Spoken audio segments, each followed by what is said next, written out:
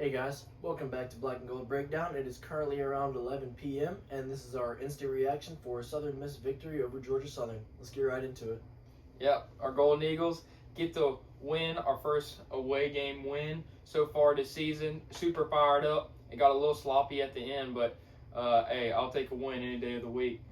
First road win since November 9th, 2023, and 2-0 in conference play for the first time since 2019, so a lot of looking up. Yeah, if y'all are not tuning in to the podcast, we do a breakdown before the games, and it's almost like we knew what we were talking about. We said they're going to establish the run game, and that's exactly what they did, and they're going to take deep shots throughout the game, and that's exactly what they did. Unfortunately, the Golden Eagles didn't connect with a lot of the deep shots, but they still, Pittman had the highest, the most rushes he's ever had with, what was it, 140? 140 yards, 31 carries. Yeah, 31 carries, so they knew the game plan. They were going to run it right through Georgia Southern, and that's exactly what they did. What is it? Worst rush defense in the FBS in terms of yards allowed. Yep. So definitely took advantage of that. Oh, yeah. Those deep shots as well had Tyshawn Chapman connect on a, I believe, 50-yard pass, and Carl Chester with a 30-yard touchdown reception. So deep shots were there, like Cade mentioned, a couple overthrows, but those can be worked on. Yeah. I don't want to wait too far deep in the episode. Clay Helton, the coach for Georgia Southern, making some crazy, very argument, questionable calls, I guess is how I would say it. What is your immediate reaction from that? I mean, it just doesn't make sense to go for the onside kick. But even if you want to do that, I mean, he knows his team better than I do. But didn't it call the timeout with only 11 seconds before the 2-minute break? I mean, why would he do that? I'm not exactly sure. I think the onside kick was a bit more warranted than maybe the timeout. If Southern Miss gets a first down, then it would likely be over anyway, which we saw and they did. Timeout's a bit more interesting, in my opinion. But, I mean, a lot going on in that game, so. For any of y'all that didn't watch the game, Southern Miss is up 17 points with about 5 minutes left. Feels like deja vu when Coach Huff was at Marshall last year. Here comes the Eagles roaring back, score 14 unanswered points. Southern Miss is now up 38-35. They have all the momentum, the stadium's rocking, all that good stuff. They then kick the onside kick, which I personally disagree with, but I understand it. The clock is now at 2 minutes and about 14 seconds, I believe. Southern Miss runs one play. It's 2 minutes and 11 seconds. They then call the timeout. So that's what I'm talking about. Southern Miss, when Clay Helton took that timeout, they saved 11 seconds on the clock rather than waiting till after the 2-minute warning and being able to save 40. It just doesn't make sense. He's a veteran coach. He's been across the nation being a coach. He's had his success throughout his career, and then he comes right here on a Thursday night game and just does a crazy call like that. It just does not make sense. It is interesting. I mean, obviously, great coach. I don't want to bash him too much, but that definitely, I'd say, was interesting decision there at the end of the game. What was your main takeaways from this game, though? Takeaways: Pittman is the bell cow. He finally showed that, like, look, I love that we had a running back by committee starting off the year, but he has to be your guy down the stretch. He runs hard. Braylon Braxton continues to have to be more involved with the run game. He didn't get it going, but I don't think that's his fault. I just think they needed to keep allowing him to get those run attempts, and I think he would have been able to break it off. I mean, we got to keep in mind, he had 610 rushing yards last year, something around there. And this year, he doesn't have anywhere near that. He's not on pace at all. He's on pace for like a third of that. So he needs to really, I feel like they need to utilize his legs. I mean, this is a big dude. He's the best quarterback in the Sun Belt, in my opinion. You're the best running back potentially in the Sun Belt. You got a couple other guys around the league that are pretty good. But the run game, it showed, like, I love being able to stretch the ball down the field, but if we can continue to run the ball, we'll be able to take advantage and knock the crowd out of it, especially on these away games, which Southern Miss struggled with so far this season. Braxton with 169 yards through 6 games, so definitely going to look to get it going more, but I mean, he may not need to rely on that ground game as much with Pittman getting 140 yards. 2 touchdowns in 3 straight games for Pittman, so really just showing you that he can be that bell cow. He can be that main man. It's going to be interesting to see what happens when Robert Briggs comes back. I would assume that would be next week. What his role looks like. Matt Jones with a good game as well, averaging around 7 yards a carry. So efficient night from him as well, adding a touchdown there too. So, I mean, running back by committee maybe wasn't the best, and we've seen the emergence of Jeffrey Pittman, but still have those guys below Pittman that can produce and put in that work as well. Yeah, I mean, Pittman's your guy, and then Jones is your third bone. You know, like you said, the third down running back. I think that works really well until Briggs gets back up to speed, and then you see what you got with him. Man, I hate to bash Southern Miss. I mean, you take an ugly win. You know, even though it wasn't ugly for most of the game until the very end, but it did definitely get sloppy down the stretch. But man, speak to a little bit on the special teams with the punters. I mean, that's still a huge question mark. I mean, obviously they have two guys punting right now, seeing who can win the battle. Nobody. What do you remember the averages on the punts? Do you have that? I have here Reed Harradine averaged 33.5 yards a punt, 4 punts for 134 yards. Jack Murley averaging 36 yards, 2 punts for 72 yards. So, I mean, I'd say definitely could be better. Definitely something to work on, giving Georgia Southern a short field on a decent bit of those. But yeah, it's just interesting issue there. Yeah, I mean, D1, the average punt is about 45 to 46 yards. So this is almost 15 yards, 10 to 15 yards less than the average. And I just don't feel, you know, that's just not acceptable. Somebody's going to be able to have to, you know, say this is going to be my job and take the reins. Whether that's the Murley, the man from down under, you know, whether he figures it out. I feel like he probably has a little bit better control with placement. We saw him down Georgia Southern a couple times, you know, inside, I think even the 5. I think he had one at the 3. I don't think that's necessarily his problem, but man, you cannot be punting the ball 30 yards on Division I level. I think Murley's getting back into it. I believe missed, was it the last game, maybe the last 2? So I think he's still, and I think he's still finding his rhythm there. Hopefully he can get back up to speed. Both of his punts were down inside the 20, and I believe, like you said, one inside the 5. Yeah. Another thing I wanted to touch on was the turnover battle. I mentioned in the preview winning that turnover battle, having that higher margin, capitalizing on J.C. French's mistakes. 3 interceptions from the Golden Eagles. Michael Montgomery, Josh Moten, Jonathan Penix with 3 interceptions, and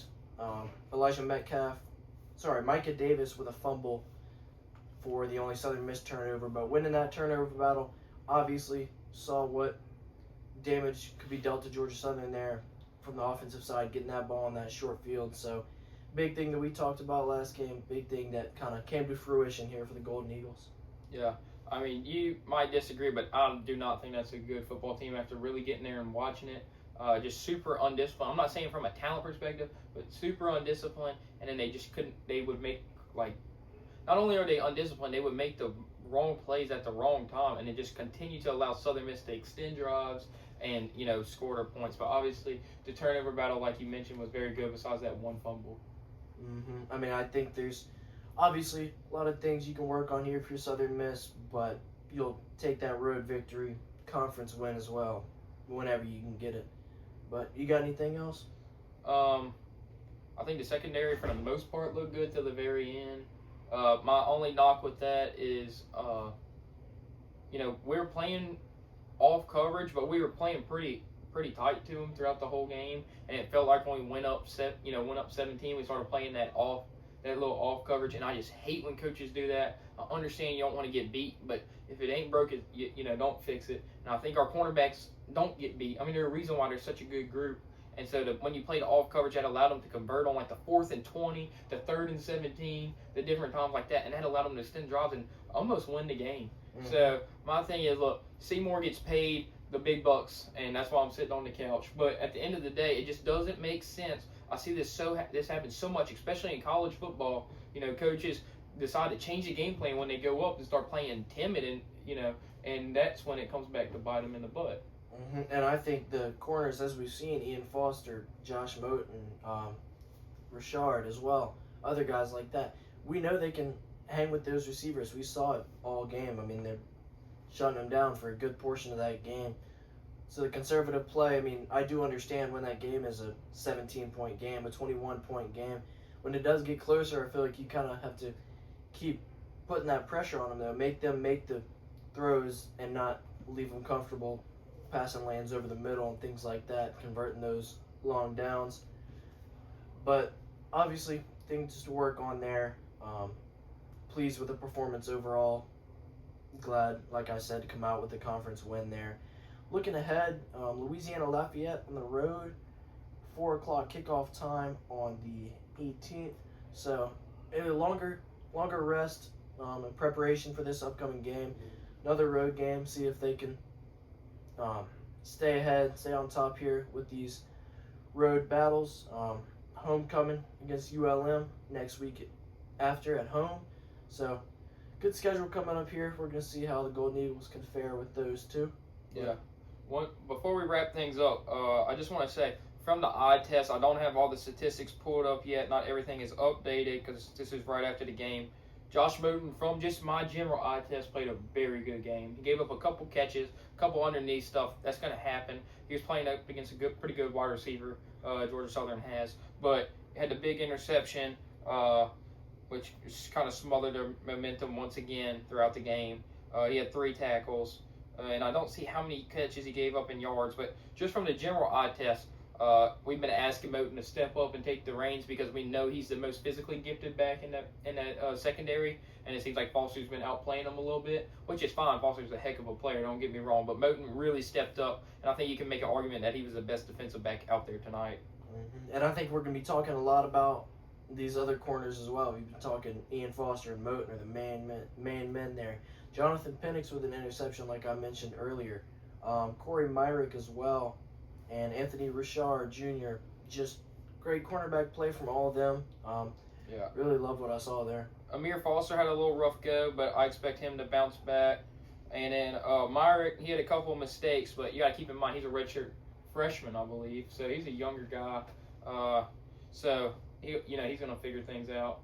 And is he a redshirt freshman or a sophomore? Listed as sophomore here. He's listed as a sophomore. Okay, I thought he was a redshirt freshman. He might be a sophomore, but same point, young guy. And I think on the road it's going to be a little tough, but I still think he competed, and I think that's really what you saw with this defense is they competed the whole way. Yes, they gave up 35 points, but I think the score dictates more of an offensive performance than what actually happened. I think our defense did play a good game for the most part. They just had some